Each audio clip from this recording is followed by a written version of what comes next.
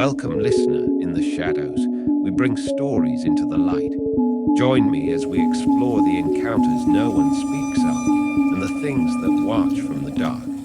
Before we dive into tonight's terrifying tale, a quick question. Do you dare wear the fear? Our exclusive Shadows merch is here. Hoodies, tees, and more, designed for those who embrace the darkness. Get yours before they vanish forever. Link below.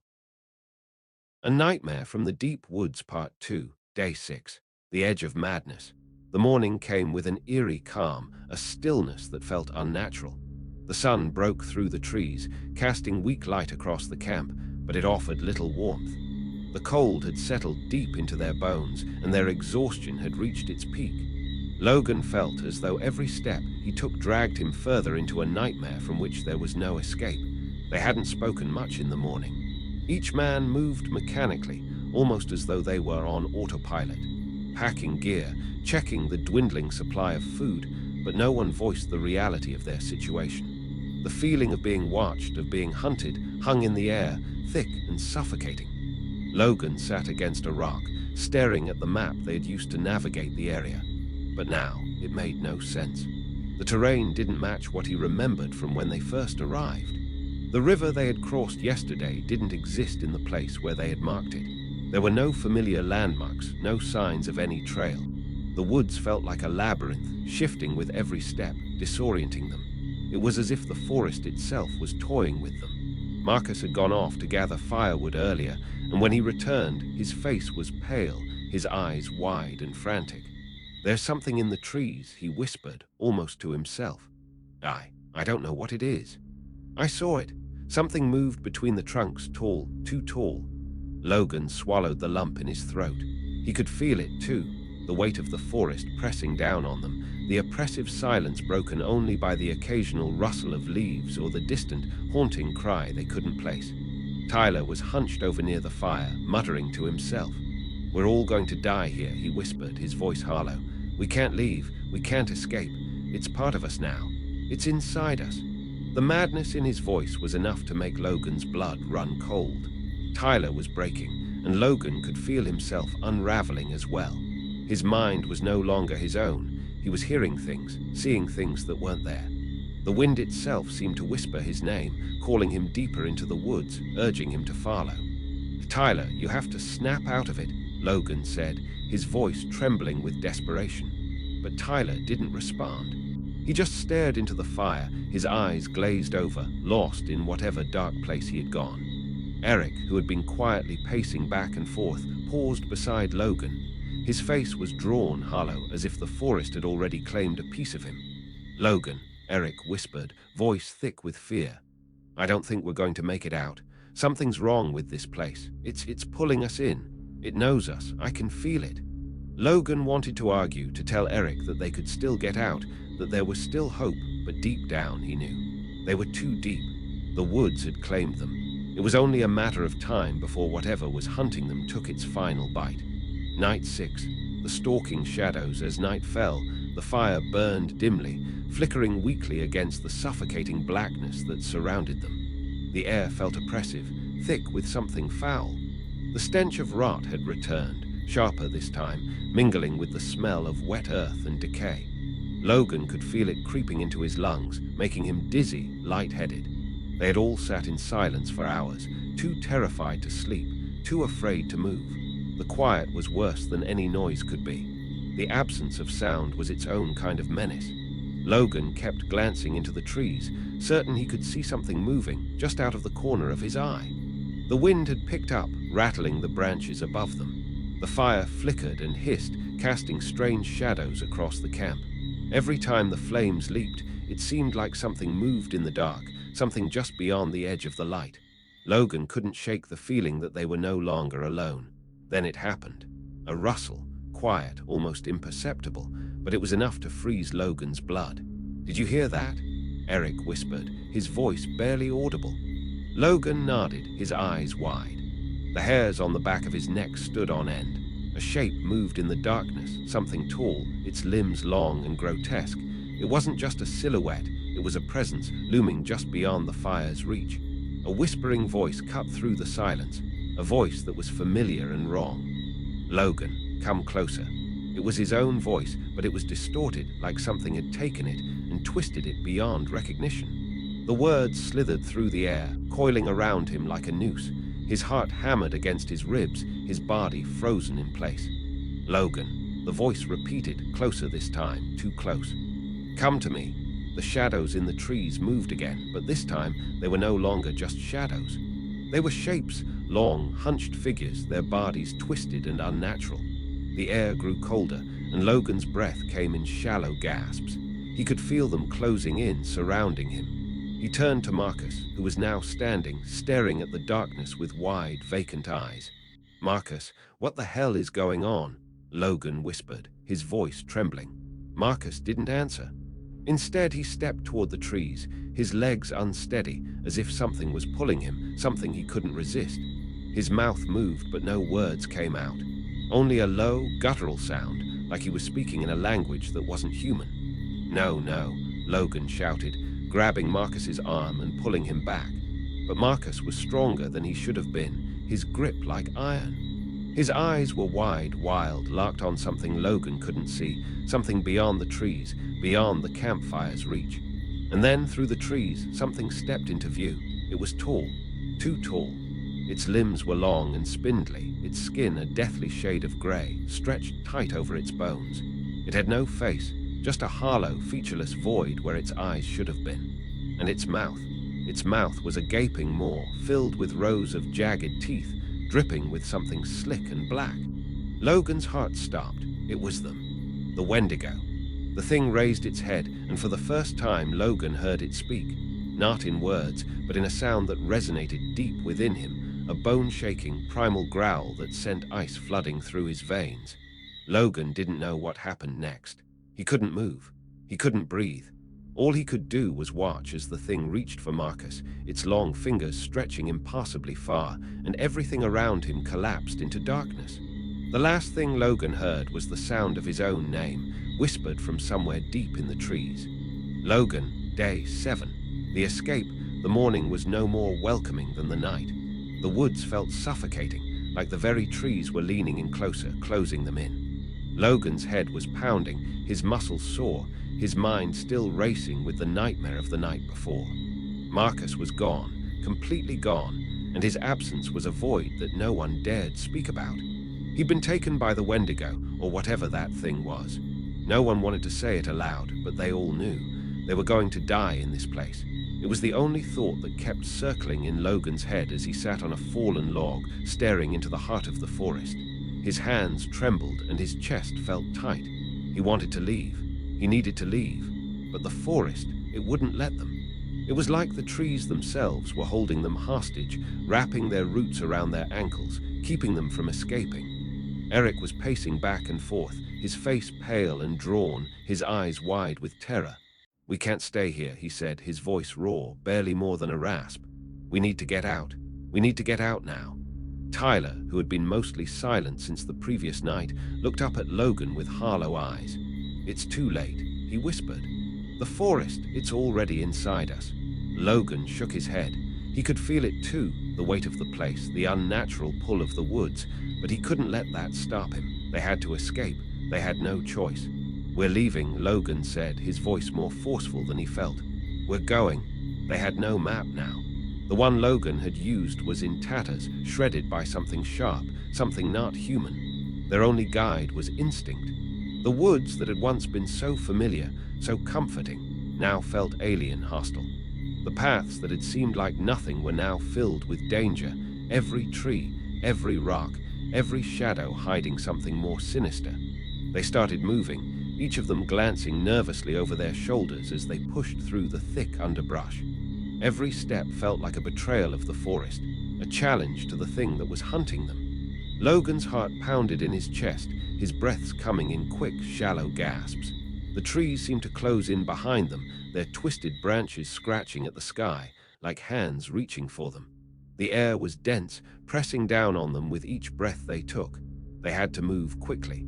There was no telling how long they had before whatever hunted them found them again. "We need to keep moving," Logan said, looking at the others, forcing them to focus. "Don't stop. Not for anything." But as they walked, they could feel it, the presence, the thing in the woods that was watching them. It was close, too close. Every rustle in the leaves, every snap of a twig sent their hearts into overdrive.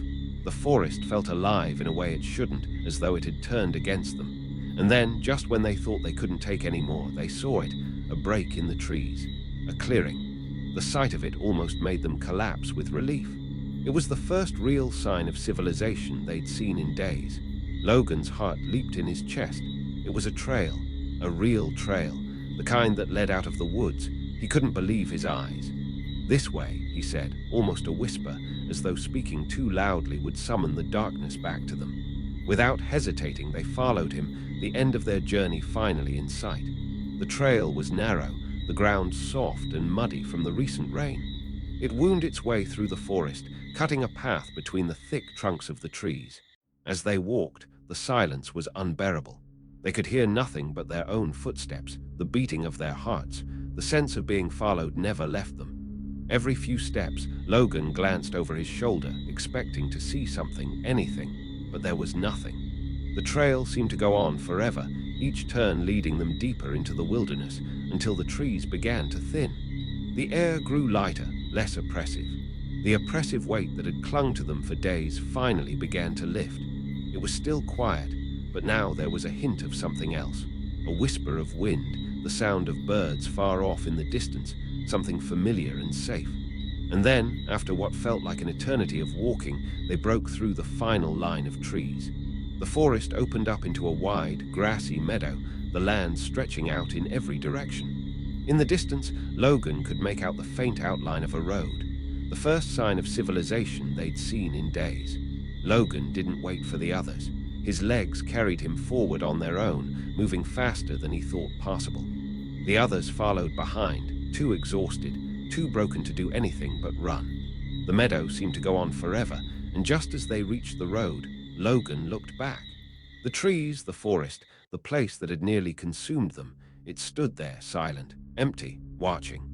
But when he turned his attention back to the road, he saw the car, a parked truck in the distance, a sign of life, a connection to the outside world. The road they had reached was a familiar one that led to civilization, to the safety of the nearest town. They had made it out. It was only when they reached the road that they finally stopped, collapsing to their knees in exhaustion. They were covered in dirt, bruises, and scratches. The exhaustion that had been building for days hit them all at once, and they couldn't stand, couldn't do anything but breathe, gasping for air like they hadn't done in days. For the first time in what felt like forever, Logan allowed himself to look back at the woods. The trees loomed like dark sentinels, standing silent and still. And though the road before him was paved and the town a few miles down the way, he couldn't shake the feeling that something still lingered in the air, watching, waiting. Something that wasn't done with them yet. But that thought didn't stop them from walking. They didn't look back. They couldn't. They had escaped. But they knew deep in their bones that the forest would never let them forget. It had marked them, and soon it would call them back. Day 8, the return of the hunt, the town felt like a dream. It wasn't home, but it was something familiar, something real. The truck they had stumbled upon had been a lifeline, and after an hour of walking down the road, they had reached a small gas station where the attendant had given them water and called for help. They hadn't said much. No one could find the words to explain what had happened in the woods, and frankly, no one cared to. They didn't ask about the bruises, the scratches, or the glassy, terrified expressions etched into their faces. All they wanted was to leave, to put as much distance between them and the forest as possible. They stayed in a cheap motel that night, each of them huddled in their own room, too shaken to be alone, too exhausted to speak. Sleep was fleeting. It was like their minds had been hijacked by the forest's twisted grip, each dream a tangle of shifting shadows and long, spindly figures with hollow, black eyes. When they woke, it was to the sound of their own screams, echoing against the walls of the motel room, their breath shallow and ragged. By the morning of day 9, they had agreed that leaving was their best option. They couldn't stay in that town, didn't want to stay anywhere near the place that had nearly become their grave. They rented a car, packed their things, and set out without a word, all of them knowing that no place would ever be far enough. But as they drove through the twisting back roads, Logan couldn't shake the feeling that something was wrong. It was too quiet, too still. And then there was the smell, faint but unmistakable. The rancid stench of decay, of rot, like the forest had followed them, clinging to the edges of their skin. He glanced in the rearview mirror. Nothing but empty roads behind them. Are we really free? Eric's voice cracked, the words barely making it past his lips. Can we ever get away from it? Logan didn't know. He didn't want to admit it, but part of him feared that the woods, that thing, the Wendigo, wasn't done with them. He hadn't felt safe since that first night. It had been too quiet since they left. It was too easy. I don't know, Logan answered quietly, eyes fixed on the road. But we're not going back there. We'll keep moving. Just keep moving. Night 9. The return of the voices. They thought they had escaped, but by dusk the road had curved them back to the same forest. Too exhausted to press on, they took shelter in an abandoned cabin. The air inside was wrong. Too cold, too still. The fire flickered weakly as if afraid. Then the whisper came. Logan, his name drifting from the dark. The others heard it too, their faces pale with fear. Another whisper followed, its tone warped, unnatural. Come outside, it's waiting for you. Drawn by something unseen, Logan moved toward the door, his body no longer his own. It swung open before he could touch it. Beyond it, the forest breathed, and something waited. A shapeless figure, its skin smooth and empty, its eyes too large, watching from every direction at once, its mouth stretched impossibly wide. Come to me. The voice wasn't just outside. It was in his mind, layered with the distorted cries of his friends. The pressure was unbearable. He stumbled back, barely hearing their screams before he ran, through the twisting, shifting woods, the sound of something following close behind. When he finally broke free, collapsing on the roadside, the forest was silent, watching. It had let them go. For now. Day 10. The unseen pursuit, the drive, was relentless. They had left the woods behind them, but no matter how far they drove, the air still felt heavy. The unease that clung to them was thicker than fog. They had fled into another town, trying to find refuge in a small, dusty motel. It should have been an escape, but the gnawing sense of dread, that feeling of being watched, never left. Logan could barely look out the window anymore without feeling like there was something out there, something just beyond the horizon, waiting for them to stop, waiting for them to rest, so it could catch them. Every time he glanced at the others, their eyes were hollow, like they'd already seen too much.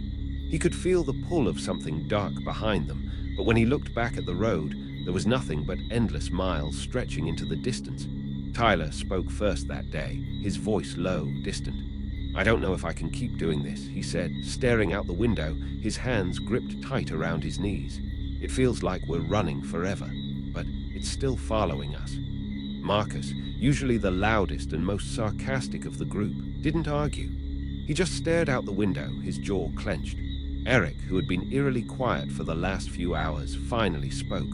His voice trembled, but it was laced with a kind of unrelenting determination. If we're going to keep going, we need to talk about what happened. It's not just in our heads. This isn't normal. We've all been marked by it. His words were sharp, and his eyes flickered nervously around the room. Logan didn't want to hear it. He didn't want to think about the thing that had followed them, the thing that had hunted them in the woods. But deep down, he knew they were right. The forest had claimed them in some way. It had marked them. He could feel it in his skin, in his bones. It was inside them, too. Maybe we should split up, Marcus said suddenly, his voice harsh. We each take different directions. Maybe that way it'll lose track of us. No, Tyler interjected quickly, shaking his head. Splitting up is a mistake. It's watching. It knows us, all of us. It can follow us, find us, no matter where we go. The conversation stalled, the weight of the words settling over them like a blanket of ice. They couldn't split up. They couldn't escape. Not like this. Night 10. The return of the silence. By nightfall, they had made a decision. No more rest stops, no more motels. They would drive straight through the night, until they crossed state lines, until they were somewhere far away from the woods, far from the thing that had haunted their every step. They didn't want to stay anywhere too long, not where there were people, not where they might risk bringing the nightmare to someone else. The car's headlights cut through the dark, the road stretching endlessly ahead, swallowed by the night. The hum of the engine was the only sound, a dull thrum that matched the rhythm of their thoughts, too tired to speak, too afraid to think too loudly. Then, in the quiet of the car, they heard it again. The whisper. It was low, soft, like a breath against the back of their necks. It wasn't the wind. It wasn't the hum of the engine. It was the voice, the same voice that had followed them, called them out in the woods. But this time, it wasn't just one voice. It was all of them. Logan, Tyler, Marcus, Eric. Each of their names was whispered one by one, the tone almost comforting, too familiar, but wrong, unnaturally wrong. The car screeched to a halt, tires burning against the asphalt as they all leaned forward, their faces ghostly pale, eyes wide with horror. "What the hell was that?" Marcus gasped, his hands shaking as he fumbled with the seatbelt. But Logan couldn't speak. His throat was tight, the air in the car thickening with a palpable pressure. He looked out the window, and for a brief second he saw it. The shape. The thing they had run from. The twisted figure standing just beyond the tree line, watching them, its body lanky and elongated, its eyes too wide, too hollow to be real.